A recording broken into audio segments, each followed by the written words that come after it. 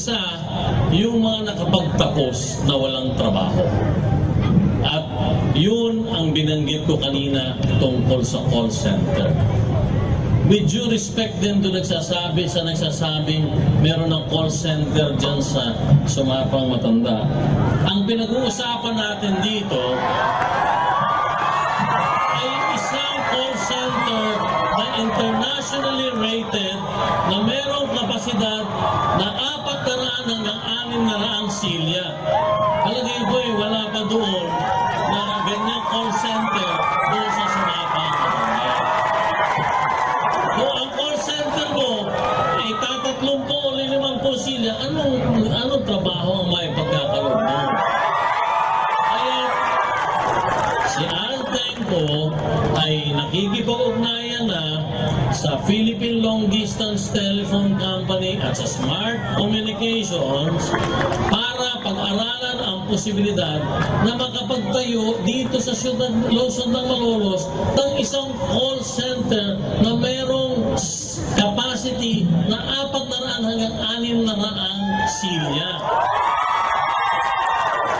I-multiply mo ngayon sa 3 sapagkat posibleng 8 hours or 12 hours ang shifting.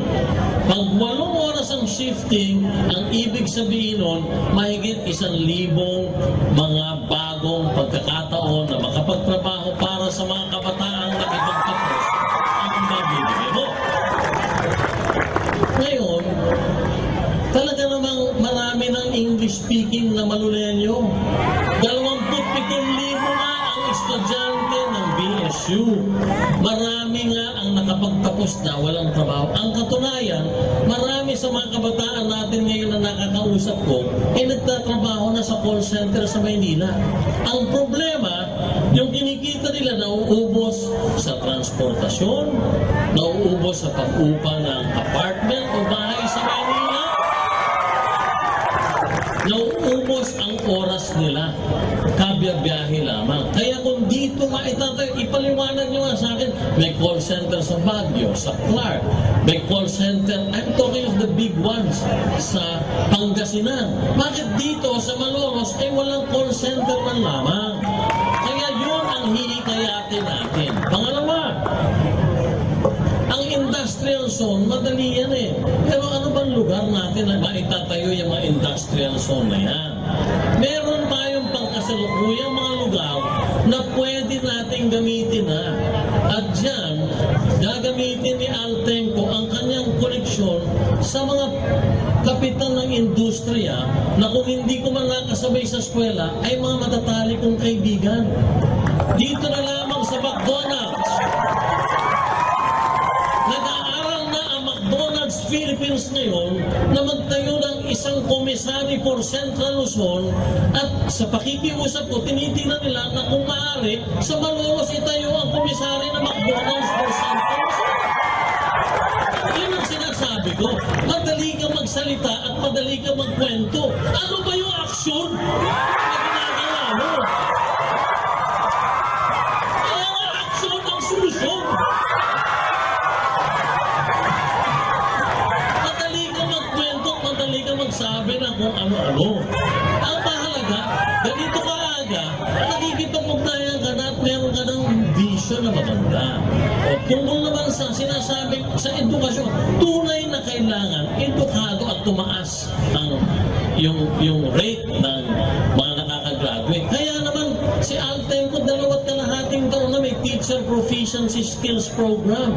Yun ay nagtumutulong hindi lamang sa teacher, ang nakikinabang dyan yung mga kabataan na matuturuan na mas mabuti sa English, Math, at Science, major subjects na kakailanganin ng sino man. Ngayon, yung pangalawang parte, yung out-of-school youths.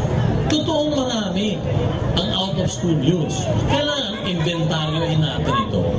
I-match natin natin sila sa isang skills training program nang sa ganon mabigyan sila ng pagkakataong hindi lang makapasok, kundi makapaghanap buhay ng sarili. Meron akong kausap bumula sa barangay ng San Juan, si Mr. Senon Javier. Kilala naman taga San Juan ito. Retirado na siyang mekaniko, mekaniko abroad, pumasok sa Honda Philippines, at ngayon ay nandito na lang sa barangay ng San Juan. Ano ang kanyang pinopropose sa akin sa aming pag-uusap? Siya ang mga ngasiwan ng isang skills training program para sa mga out-of-school youths na maaaring maging mekaniko, maaaring pwede magkumpuni ng mga motorsiklo para sa halos 10,000 o 12,000 na nating mga tricycle. Sa ganung pamamaraan, pati yung gastos ng tricycle driver sa pagpapaayos ng kanyang motor, mapapababaan. Di sa ganon, yung kita niya hindi na gaanong mababawasan. Mga kababayan, ang mahalaga dito ay meron ka dapat koneksyon. Meron ka kung tunay na gusto mong manghikayat ng mga magninegosyo dito. Una, mas madali kung kakilala mo yung mga kapitan ng industriya. Nang sa ganon, tiwala silang makakapagpatayo at makapagdala ng hanap buhay sa iyong lungsod ng Malolos.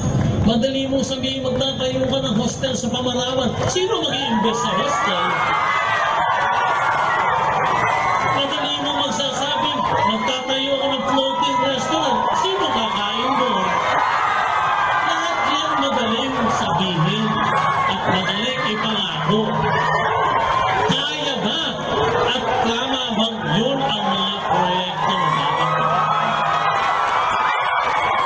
Kaya sa akin, simpleng-simple lamang. Kailangan inventaryohin ang out-of-school youths nang sa ganon, matingnan kung pwede sila na mabigyan ng isang skills training program. Pag natapos nila yun, magkakaroon sila ng pagkakataon na makapaghanap buhay o makapagtrabaho. Para doon sa mga graduate ng college or Bulacan Polytechnic College or BSU, pag nakapaghikayat tayo ng maraming maghahanap buhay, mas maraming options ang mga malulenyo para makapagtrabaho.